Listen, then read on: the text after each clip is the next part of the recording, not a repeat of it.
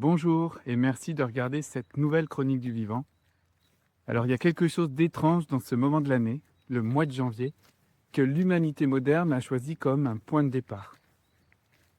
Nous avons franchi le 1er janvier, parfois avec soulagement, parfois avec excès, souvent avec de bonnes intentions. Et pourtant, quelques semaines plus tard, aujourd'hui, on ressent encore un flottement, un doute diffus, une fatigue presque inhabituelle. Parfois même le corps nous lâche, comme si le départ avait été donné trop tôt, comme si quelque chose en nous murmurait que c'est pas encore le bon moment. Et ce malaise discret n'est en réalité pas un problème à corriger, c'est un message du vivant. Janvier est un mois profondément paradoxal, mais pourtant si justement choisi pour démarrer l'année, dans cette saison connectée à la maturité et à la sagesse qu'est l'hiver.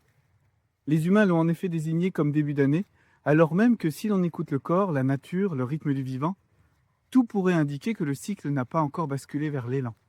Spontanément, beaucoup d'entre nous sentent que le véritable commencement pourrait davantage avoir sa place à l'équinoxe de printemps, par exemple. Et pourtant, ce choix de janvier n'est pas du tout absurde. Il demande simplement à être compris avec plus de finesse. À l'heure où j'enregistre cette chronique, plusieurs semaines nous séparent du solstice d'hiver. Nous sommes entrés depuis quelques jours dans ce qu'on peut appeler le cœur de l'hiver. La sève est encore basse, les sols sont fermés par le gel, les organismes économisent énormément leurs forces, la vie ne s'expose pas, elle se tient. Elle résiste, elle se prépare, mais sans pour autant se montrer. Et ce décalage entre cette réalité saisonnière et les injections de renouveau, personnel, social ou professionnel, ça peut créer chez nous des tensions très concrètes. En général, un excès d'élan suivi d'un effondrement. Des enthousiasmes brefs, puis une lassitude difficile à nommer. Des virus qui circulent et notre corps qui tombe malade. Des relations plus sensibles et une fatigue émotionnelle diffuse. Comme si le corps, le cœur et l'esprit ne marchaient pas tout à fait avec le bon rythme. Pourtant, si on regarde cette période à travers le prisme des traditions anciennes, une cohérence profonde apparaît. Par le passé, dans de nombreuses cultures, le début de l'année ne se situait ni en janvier ni exactement au printemps. Les Celtes, par exemple, avaient choisi deux autres seuils majeurs. Samhain, fin octobre, le temps de la descente de l'obscurité qui était le début de l'année celte, et Imbolc, début février, tout prochainement, le moment des premiers frémissements de la lumière reliés à l'arrivée prochaine du printemps. Et janvier se tient précisément là, pile entre ces deux grands moments celtes, comme pour les réconcilier.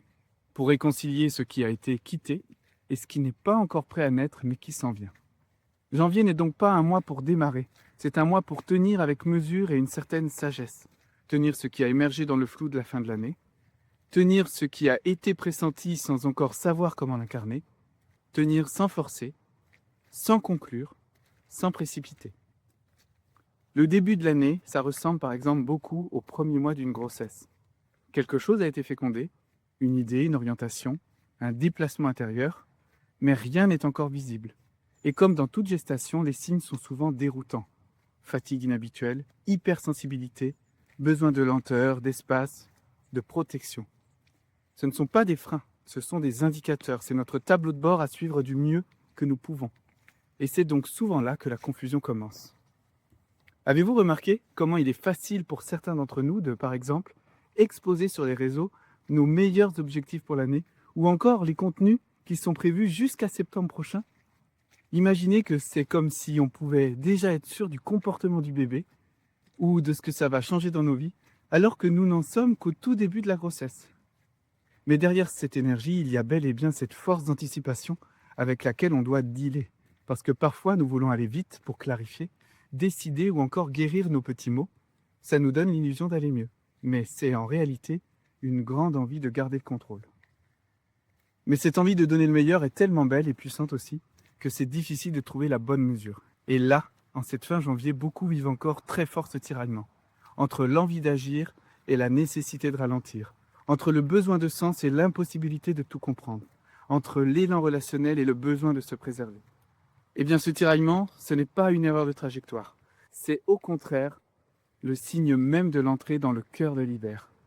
Le vivant ne nous demande pas encore de produire, ni de décider, ni même de comprendre pleinement. Il nous invite à une qualité plus rare, rester présent, attentif, engagé intérieurement, s'entourer des bonnes personnes avec qui On peut parler pour prendre de la hauteur, sans chercher à résoudre trop vite ce qui est en train de se former. Un des points cruciaux est de partager nos états aux bonnes personnes. Et ça me fait penser à cette question. Est-ce que les aînés parlent de leurs problèmes ou de leurs états d'âme avec les enfants? Eh bien non. Ils s'entourent d'autres aînés pour mieux soutenir la traversée de leurs états. Donc si cette période te semble dense, confuse ou exigeante, elle te suggère peut-être des cadeaux de futurs bébés à venir et t'invite donc à habiter autrement ce que tu traverses. Et il est vraiment clair que ce que tu ressens n'est pas un retard mais bien une maturation.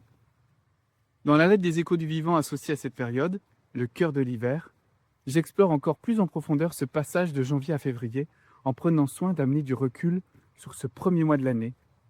Je propose des liens entre les forces du vivant qui sont à l'œuvre et les traditions, les cultures païennes ou religieuses de cette période. Mais aussi comment changer de regard et de posture sur ces moments délicats qui peuvent être soit trop souvent associés à de nouveaux élans, à de nouveaux projets, soit au contraire à trop de repos ou d'isolement.